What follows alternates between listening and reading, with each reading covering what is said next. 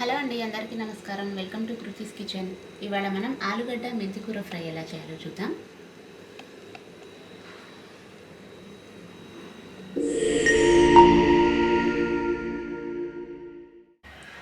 ముందు ప్యాన్ వేడెక్కిన తర్వాత నూనె పోసుకుందాం.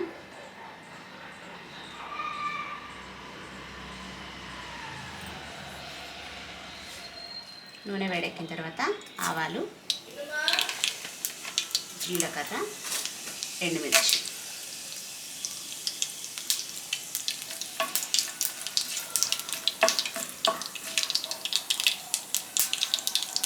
కొద్దిగా చిటపటమన్న తర్వాత ఇందులో మనం కట్ చేసి పెట్టుకున్న ఉల్లిపాయ, పచ్చిమిర్చి, కరివేపాకు వేసుకుందాం.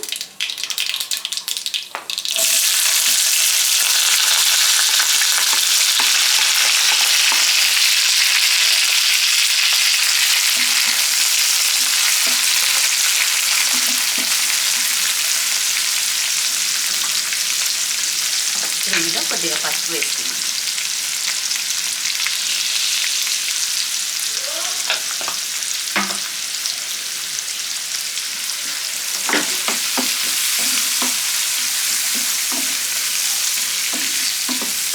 ఒకసారి ఇలా కలుపుకొని ఇప్పుడు మనం వెంటనే కట్ చేసి పెట్టుకున్న ఆలుగడ్డ ముక్కలు వేసుకుందాం.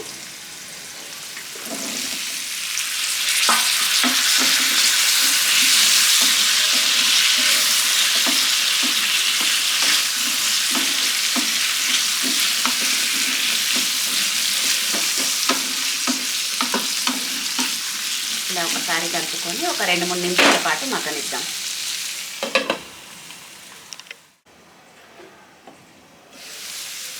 ఆలుగడ్డల్ని 2-3 నిమిషాల పాటు ఇలా మగ్గించాం కదా, మన ఉల్లిపాయ, పచ్చిమిర్చి కూడా మెత్తగా మగ్గిపోయాయి.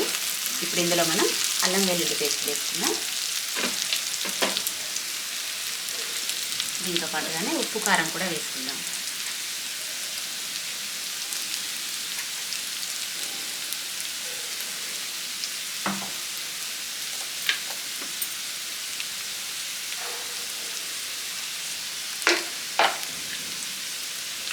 ఇప్పుడు వీటన్నింటిని కలిపి ఒక 3-4 నిమిషాల పాటు మళ్ళీ మగ్గనిద్దాం. కారం వేసాం కదా, మంటను తక్కువగా పెట్టుకోవాలి.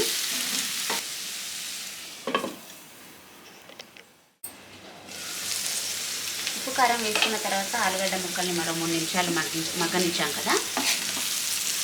ఇప్పుడు ఇందులో ఒకసారి కలుపుకొని మనం శుభ్రంగా కడిగి పెట్టుకున్న మెంతికూరను వేసుకుందాం.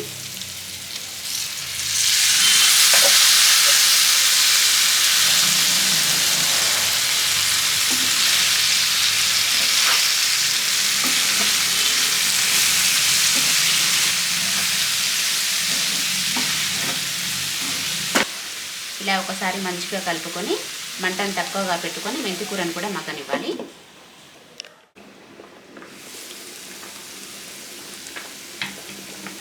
మెంతికూర కూడా మగ్గిపోయింది మంచిగా.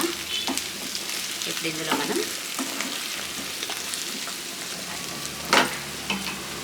కొద్దిగా ధనియాల పొడి వేసుకుందాం. కొద్దిగా ఒక 1/2 స్పూన్ అంత ధనియాల పొడి ఒకసారి కలుపుకొని 1 నిమిషం పాటు అయితే ఇక మనకు స్టవ్ ఆపేసుకోవచ్చు. ఇలా మెంతికూరతో చేసిన ఏ కూర అయినా అసలు దాని రుచే వేరు. స్మెల్ మాత్రం అదిరిపోతుంది. మీరు మిస్ కాకూడదంటే ఖచ్చితంగా ఒకసారి చేసుకొని చూడండి, చాలా బాగుంటుంది. ఇలాగే మరొక నిమిషం పాటు సిమ్లో పెట్టి మగ్గనిద్దాం.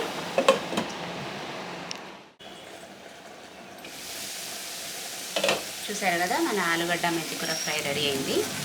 ఇక స్టవ్ ఆపేసుకోవడమే. చూసారు కదా, మన ఆలుగడ్డ మెంతికూర ఫ్రై ఎలా చేయాలో మళ్ళీ మరో వంటతో కలుద్దాం.